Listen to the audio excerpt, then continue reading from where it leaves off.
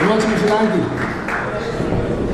Só de eu digo lá, estamos com outro compromisso, mas me chama tudo ele bom menino. O mundo financeiro é um hobby importante para o nosso país. Nós temos uma economia que começa a diversificar.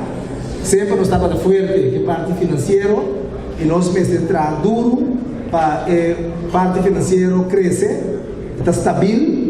E por o mundo das negócios conosco, passamos nós para um país que tem nos costas na ordem. Pois nós temos que seguir atrás, nós temos que seguir na porta, para de forma aí, mais e mais, o pilar financeiro que nós temos aqui, crescer, expandir e assim criar trabalho, ando seguro trabalho, também é um trabalho bom pagar. Esse é o crescer que tem muito mais tempo, melhora também.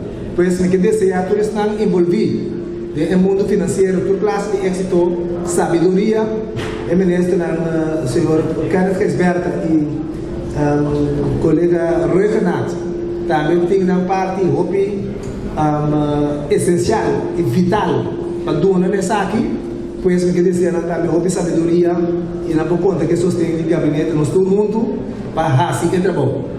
Me quer dizer, a todos feliz ano também. Tudo coisa bom para o novo tempo na família e lá nós tudo durante nossa parte passe pessoal grande e potencial tem e conhecimento tem e aí na presente tudo coisa bom nós também bem.